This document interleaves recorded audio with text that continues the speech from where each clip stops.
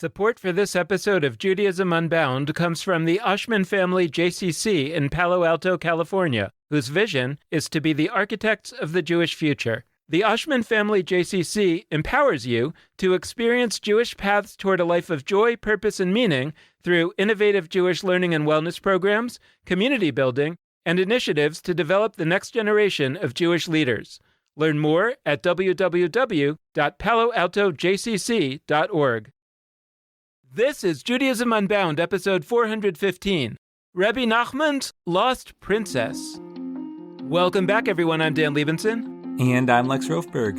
And today we're excited to explore the world of Rebbe Nachman of Breslov, one of the greatest Hasidic thinkers, and a story that he wrote called The Lost Princess. Our guest today is Jessica Tamar Deutsch, who is the author and illustrator of a new book called The Lost Princess. It's published by our friends over at Ayin Press, and the book combines a lot of bright colors with themes of deep yearning and sadness. It brings to life a classic story from the Hasidic Rebbe Nachman of Breslov in a way that will speak deeply to children and also to adults. Before we dive into our conversation with Jessica Tamar Deutsch, we also wanted to bring you up to speed on the latest developments in the Yeshiva. I hear some exciting things are happening on that front, Lex, and I think you're in a better position than I am to tell our listeners about them. I would be overjoyed. So here are our 5 options for full semester 2024 spring courses. Here we go. We've got Fractals in Jewish Time, a creative exploration of Jewish time and rituals with Kashira Halev Fife, who is returning to the Yeshiva. She was one of our first teachers that wasn't just me or Dan, so we're thrilled to have her back teaching an amazing course on the flow of Jewish time. Second, we have a course that little old me is teaching called Jubilees, a gateway into Jewish Apocrypha. So if you have been really revved up about Apocryphest during Hanukkah the past few years and really enjoyed diving into different books that didn't make it into the Jewish official biblical canon, take my class. It will be awesome. Third, we've got Reimagining Biblical Animals Beyond the Talking Donkey with Laura Duhan Kaplan. So we do love the talking donkey, whether that's in Shrek or in the Book of Numbers, but there's much more to the animals of our Hebrew Bible, and Laura Duhan Kaplan is exactly the person to dive into that with you. She wrote a great recent book about it, and she's going to teach a 12-week course about it with us. And we have Fire and Rain, Magical and Mythic Jewish Ecologies for Climate Crises, taught by Yosef Rosen. It's also going to really be a timely and deep exploration of Jewish thought, Jewish mysticism, of all sorts of things that will be relevant to our times as we confront climate crisis. So the last one I'm going to let Dan, you dive into because you are co-teaching it. What's our last of 5 classes, Dan? I'm super excited for the second round of Judaism Inbound with Miriam Turlinchamp and me.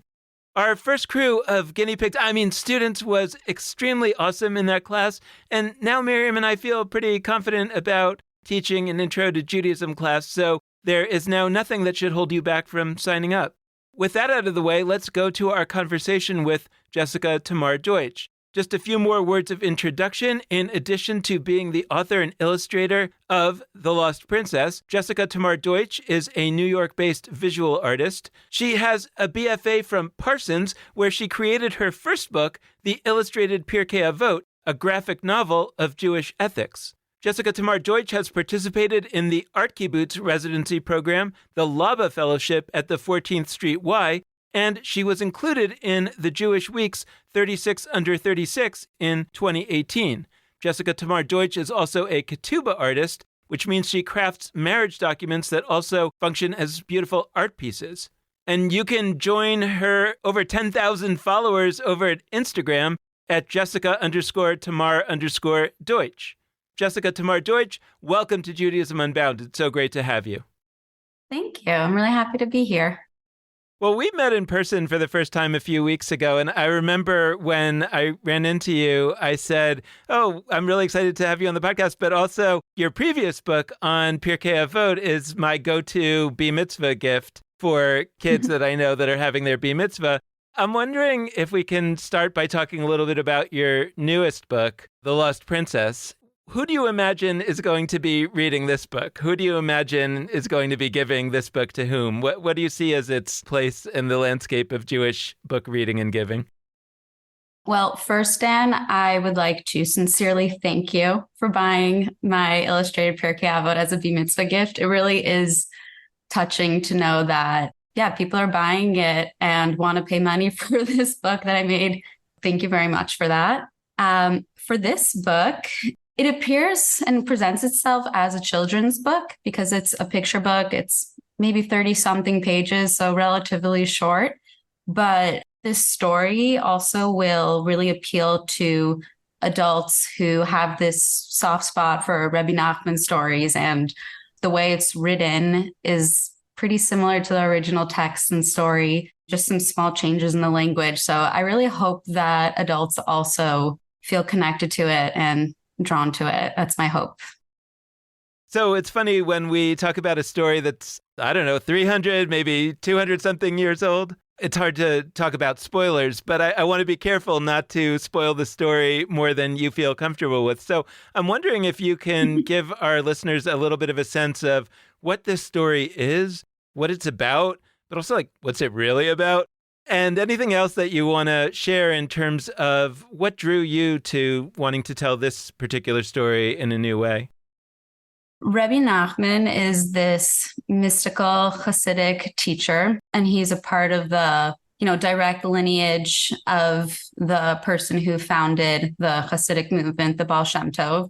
But he has his own unique twist to the movement where he really acknowledges pain and joy and how we dance with the two. And I think that's partially, why his teachings and his name are still pretty widely known.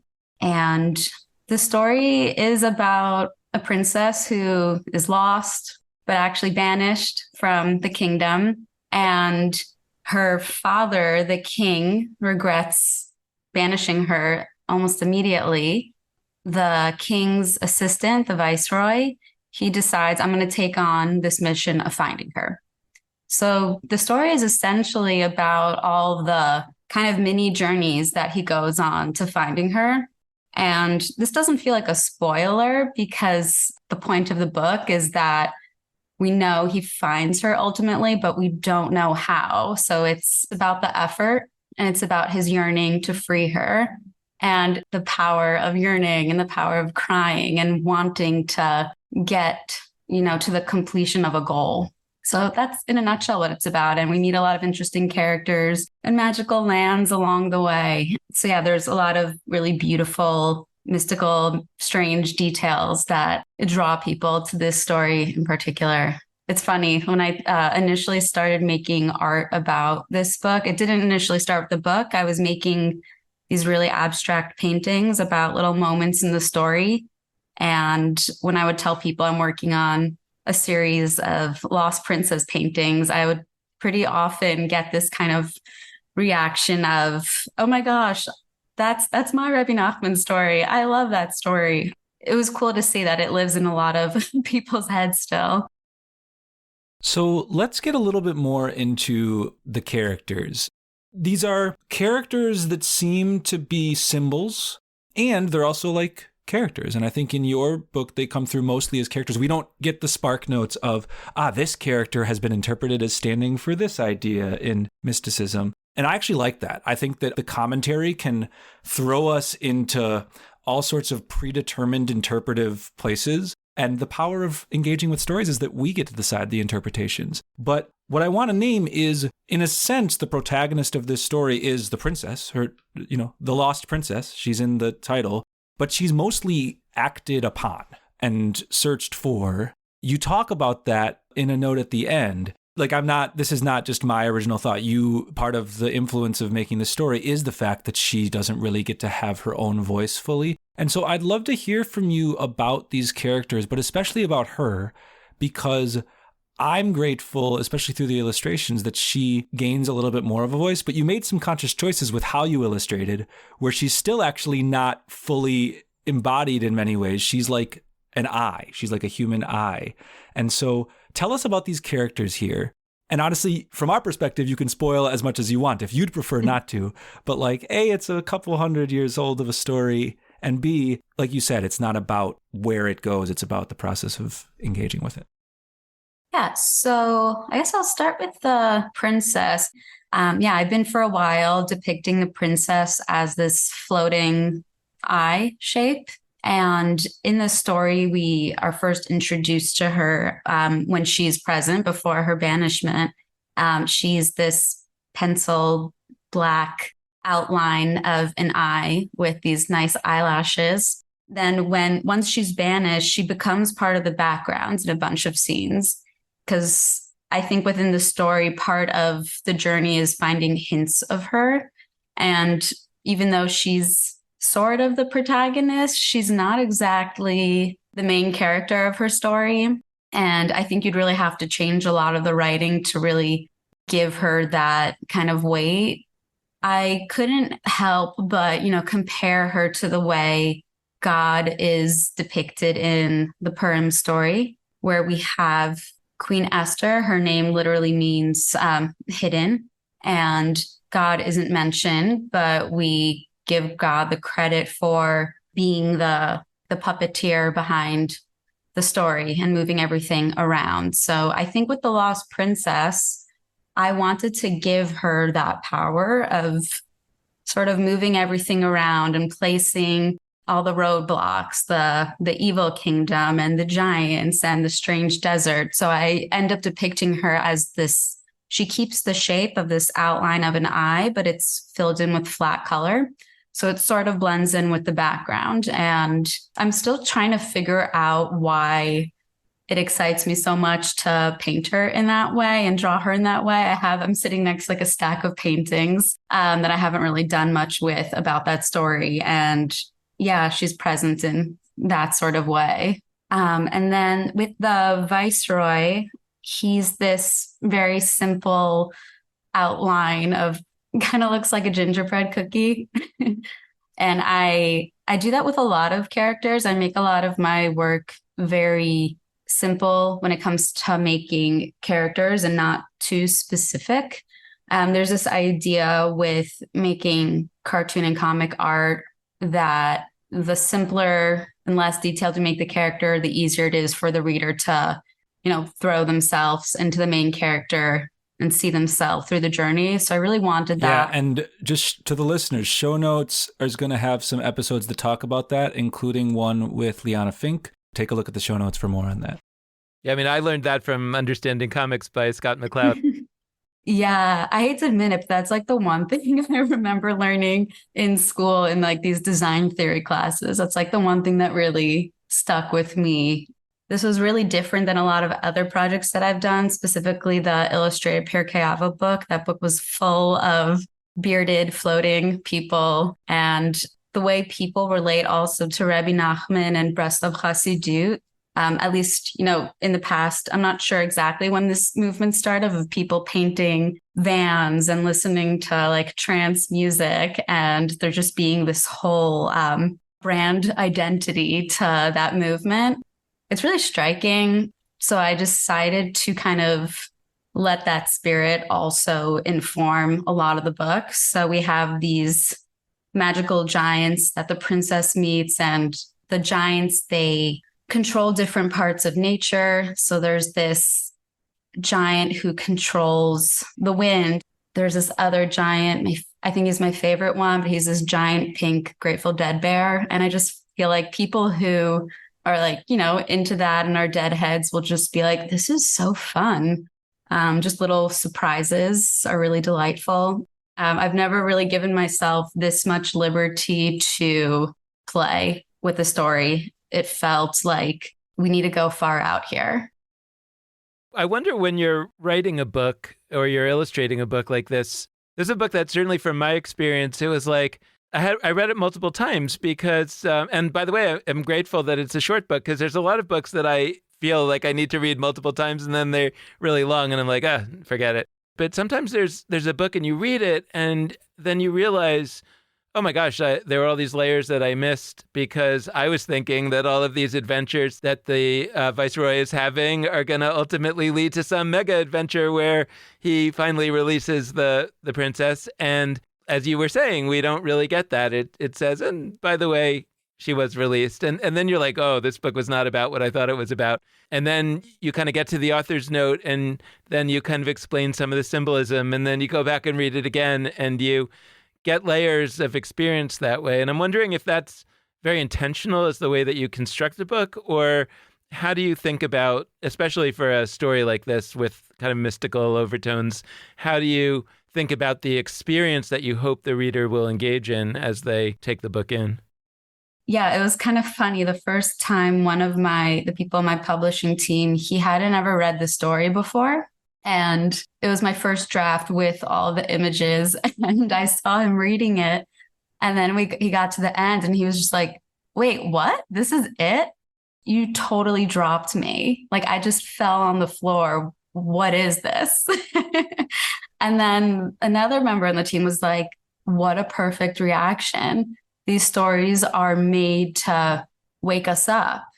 But I think there's something about that reaction that also then begs you to go back to the beginning. So yeah, I think I also refer to this book as, a sefer. It is a holy book. I think Rebbe Nachman's stories are really holy stories. And I originally learned this story with a version that had a commentary. And I thought it would be just really interesting to try to infuse parts of the commentary into the book. So like a small example of that would be the opening page. There's this sort of family tree of the royal family, but it's actually just a spherot chart of all the different Kabbalistic energies. And it turns out the king and the king's daughter play specific Kabbalistic energies. So it just felt so silly and just such a missed opportunity to not infuse the visuals with the secrets.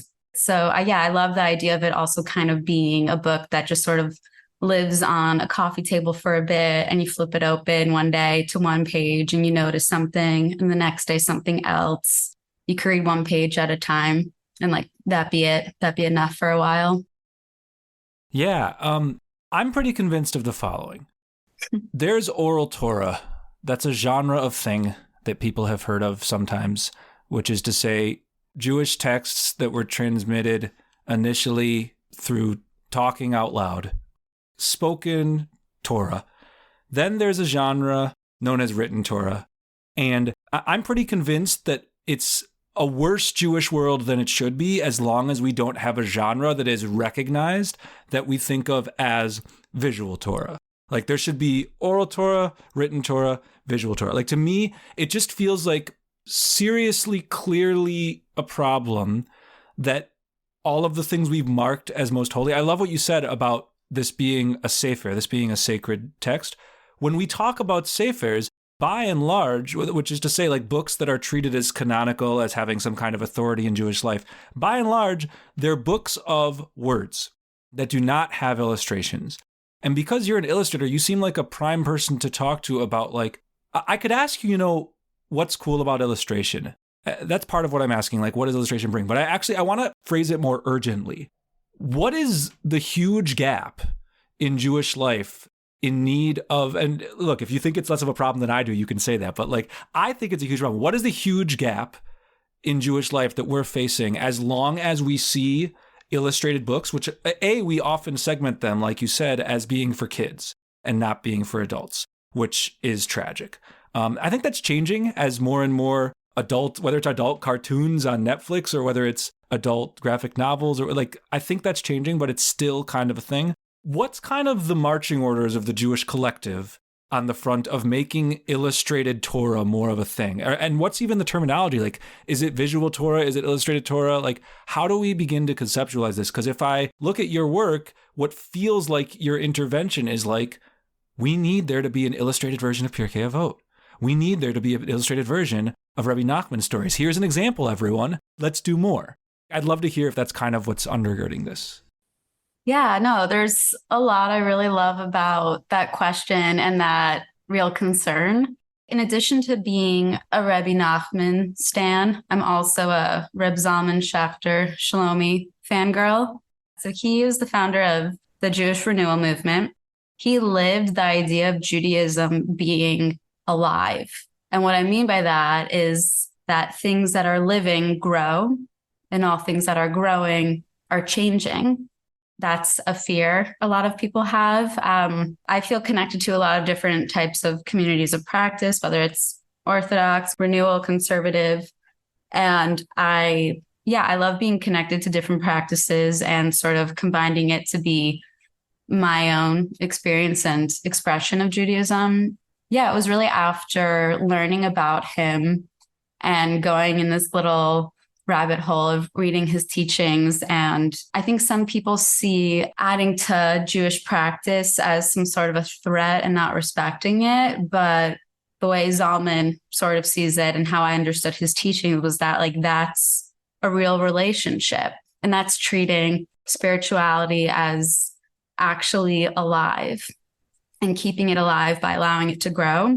That's something that visual art can do. And what I love about specifically comic art, when you have, different tiles, this is also true for illustration, but with comic art, it's like you could just pack so much on a page with all the different tile squares.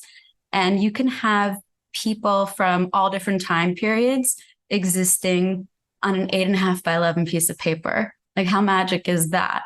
So that's something that I think is really powerful about illustration. That's something that I really was just so excited about when I was working on the Pirkei Avot book. With that project, I was learning a lot about not just the teachings, but also reading books about that time period. And with the illustrations, I really didn't want it to feel irrelevant and just like, oh, here's what it looked like for them. It's like, how do we live with them? Yeah, it's this connecting tool, which is, it's super exciting. It's a lot of work to illustrate a Mishnah, but I think that it's definitely worth it. And it's worth investing in people doing those kinds of projects if you are either concerned or just, if you value people taking Judaism personally, not even seriously, but personally, having it actually mean something to them. So let's talk a little bit about that book, about the illustrated Pirkei Avot, the sayings of the fathers, or I don't know, people translate in different ways, the ethics of the fathers, the ethics of our ancestors. I mean, I don't know none of those translations, by the way, really feel to me like they capture what it's really about. So it's kind of a compendium of a number of sayings. Some are aphorisms, but some are not exactly aphorisms. They're more like statements of philosophical foundation. I don't know how you would describe some of the others. I'm curious, as you sought to illustrate that, first of all, could you tell us a little bit about how that project came about? Was there a lead up to that, or was it just, one day you decided this would be a cool thing to do? And then other than what you've said about showing different kinds of characters on the page, as you're illustrating these aphorisms or these sayings, what is it that you think the illustration is doing that is additive to the sayings themselves? What is the value add of an illustrated Pirkei Avot to the written Pirkei Avot?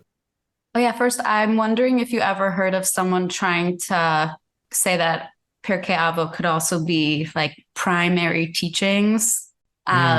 That was something I thought about for a minute, but then I was like, well, that sounds weird. No one's going to know what this is. And I need people to know what this is to get them to open it up.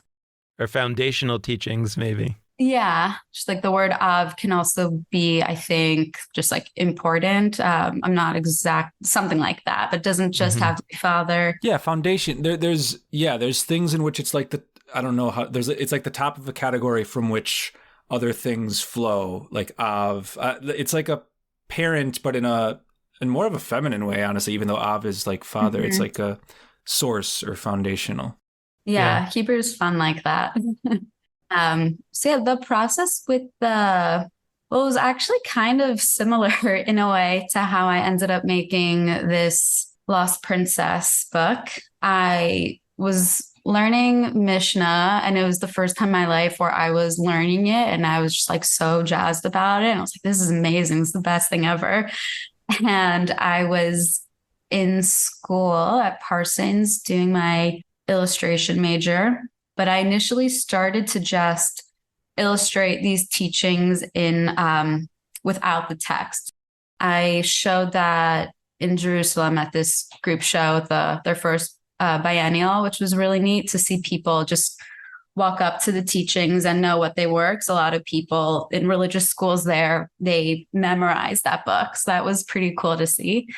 And then for my thesis project in undergrad, I couldn't help but think like, okay, I like this text, but how do I like make it marketable and make this an actual career? And a bunch of people were making books. And I just thought, oh, that doesn't sound too hard. And that sounds nice.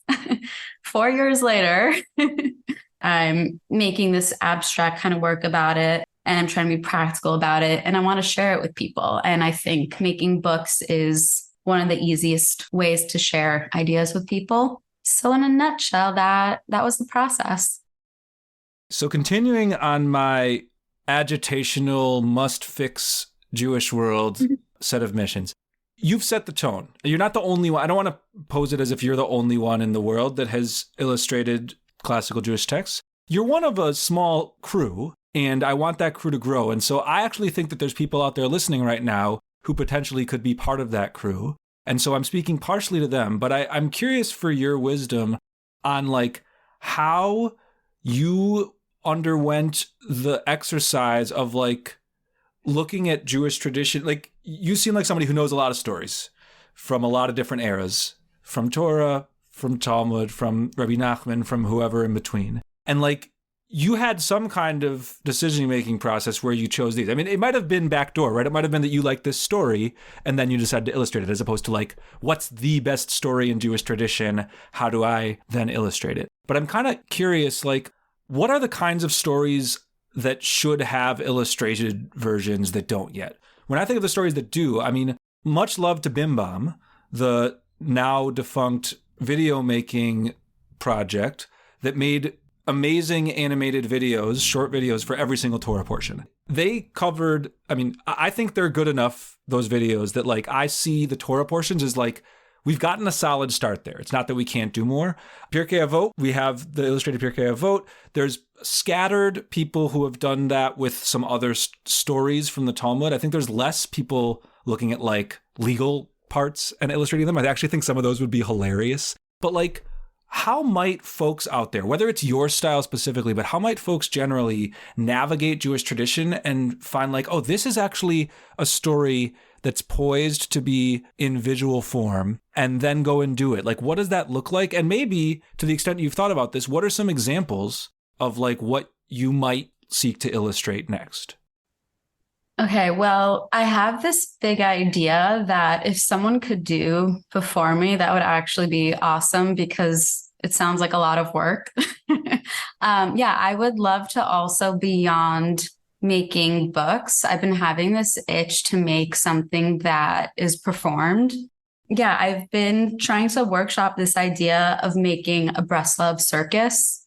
Breslov being the place that Nachman is from, and so it'd be like a Nachman of Breslov circus. Yeah, so it would be different Rebbe Nachman tales. And it's funny, when I tell this idea to people that are very entrenched in Rebbe Nachman teachings, when I just say the words Breslov circus, they're like, eyes wide open and they get it. There's something about, like I was talking about earlier, with the aesthetics of some of the followers of Rebbe Nachman who will paint cars in bright colors and dance a lot, and there's a lot of funky stickers that they make. And they're psychedelics. Like let's like say it. Like these are people that enjoy psychedelics sometimes. Like shouts to our past episodes with Madison Margolin. Shouts to a lot of the folks we've had on the podcast in the past who are interested in psychedelics are also deeply interested in Nachman. I'm so glad you said that. Yeah, I was thinking about Madison actually. Yeah, they're into psychedelics. They're into expanding in that way. And my work is very heavily inspired by psychedelic art. It's pretty apparent from the bright colors, patterning. I just think it's some of the most spiritual art. It feels very Jewish to me, a lot of it. And this idea with Breslov Circus is also with playing with the idea of sad clowns, which feels like a very Rebbe Nachman thing to me, because there's so much with his teachings about coping with depression. And in his, if you learn about him, it's like pretty apparent that he either had, I'm not sure if he was bipolar or he was dealing with severe depression, but he wasn't a simple person, no matter how you square it. He really struggled, I think, with mental health, but he didn't hide it. There's a lot of levity in the way his teachings are expressed. I'm hopefully going to start taking some active steps to making that happen because I just think it would be so fun.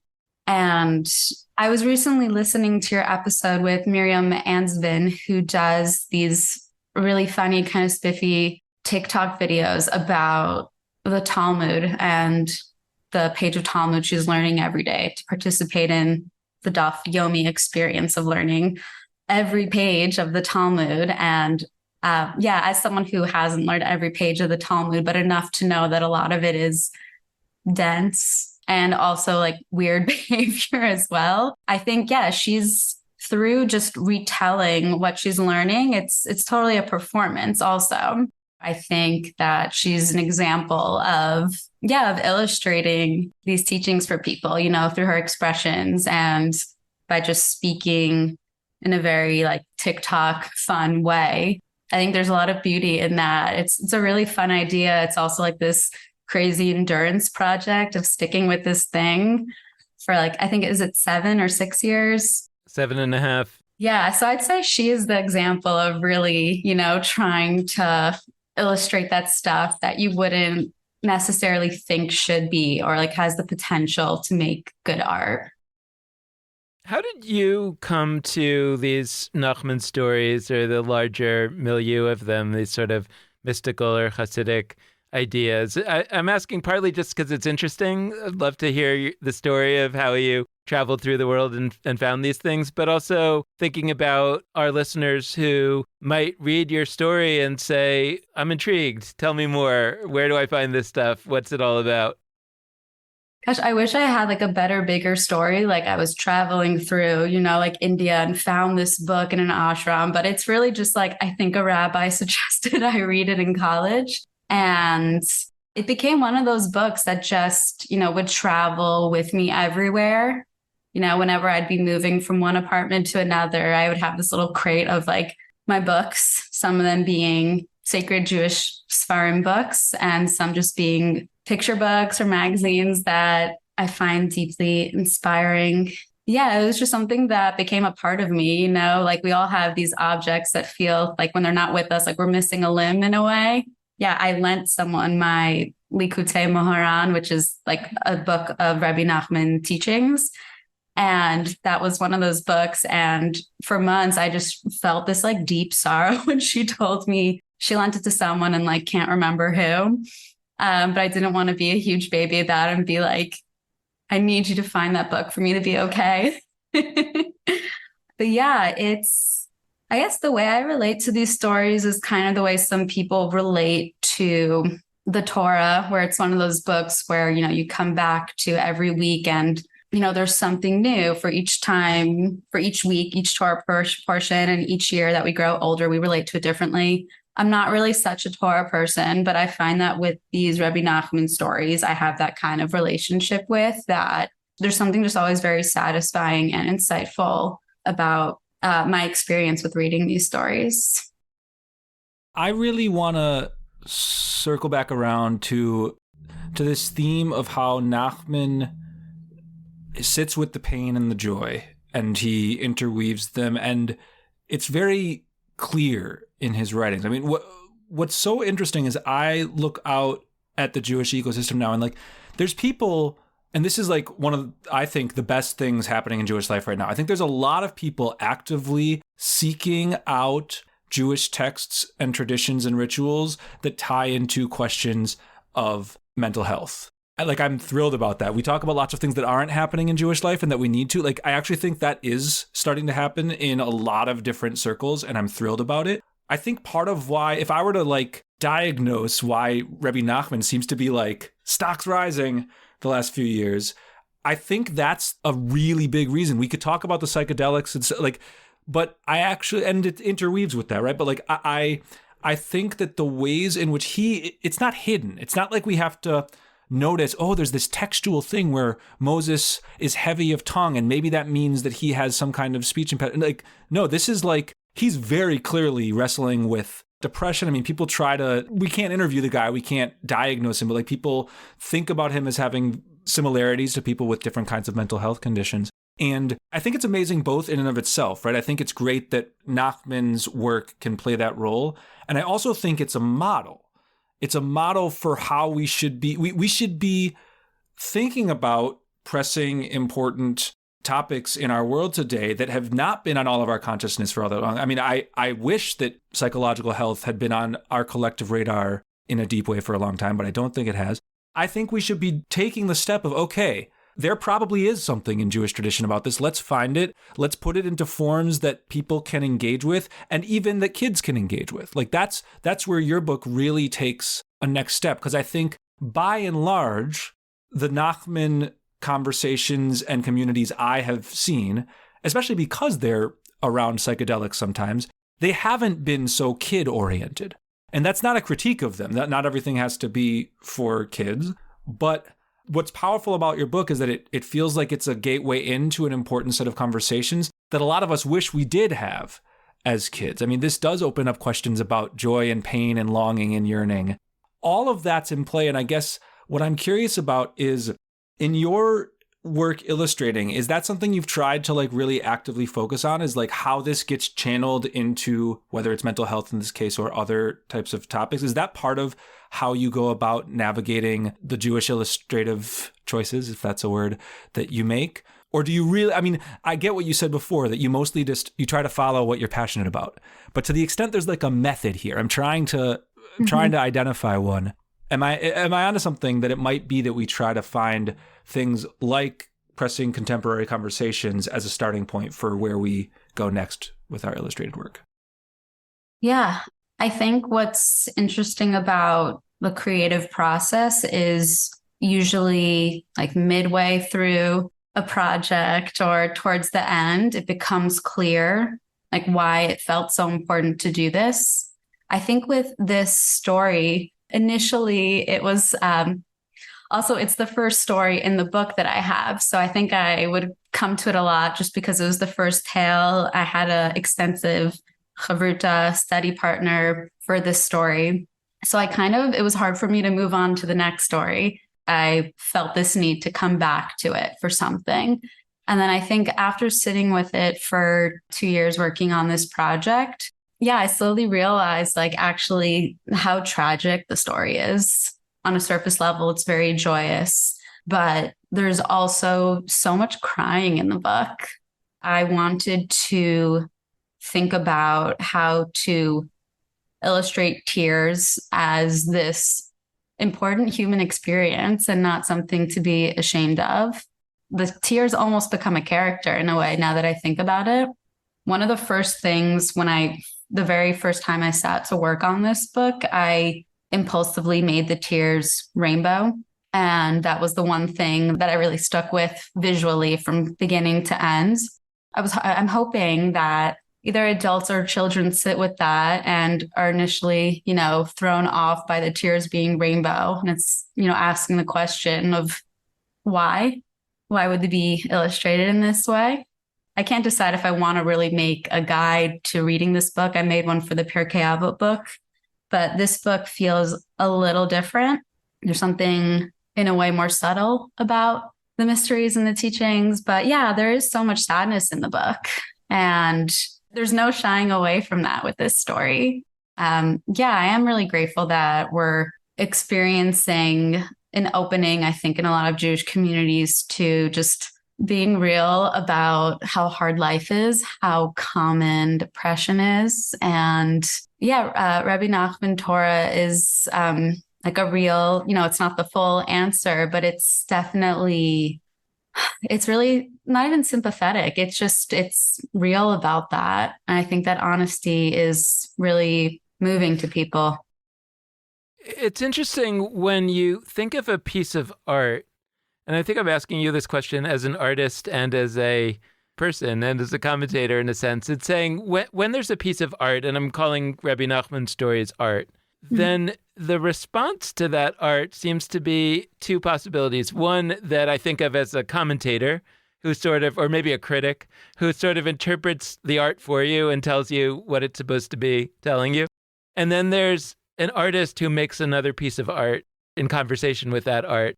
And I think that I'm a person who's more of a commentator in the sense that I want to sort of figure out what the answer is, what this is really about. Could somebody tell me, or can I, if I figure it out, I would want to shout it to the rooftops. But I think that a different response is to say, no, I want to make another layer of art that people will have to find their way through. And I imagine that that's largely what you're doing in both the Pirkei Avot and in this book. I'm curious if that's how you think of it. And I think I'm a little bit interested in your reflections as somebody who, unlike me, is not a kind of person who wants to tell other people what they think and maybe perhaps what they should think, but rather somebody who is doing something else.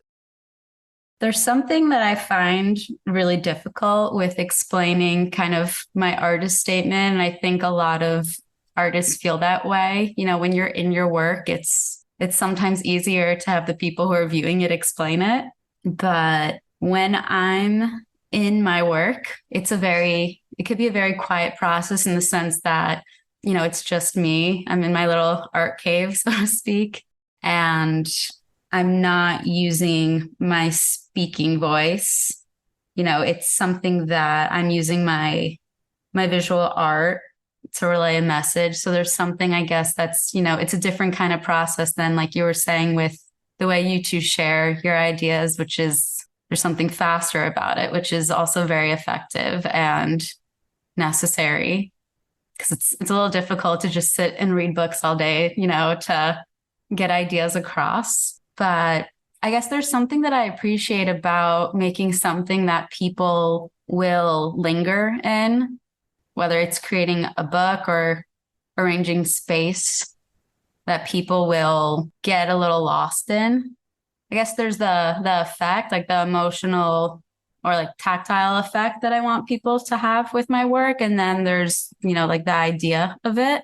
And like I was saying earlier, I love getting lost in tiny details. I've been told that I could get obsessive over just the tiniest little things.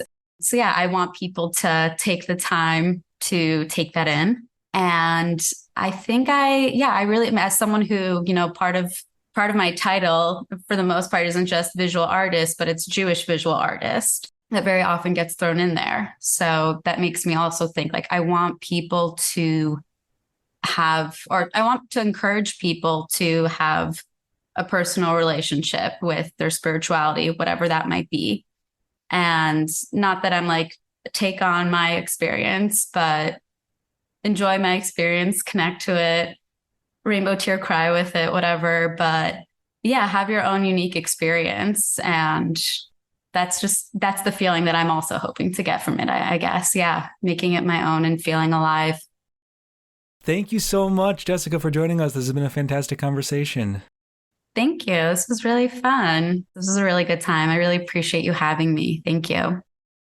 And thanks so much to all of you out there for listening. We hope you've enjoyed this conversation, and we hope that you'll tune in again in the future. First things first, make sure you head to Ayin Press's website. That's Ayin Press, AYIN Press.org, where you can find The Lost Princess and purchase it. We highly recommend that you do that.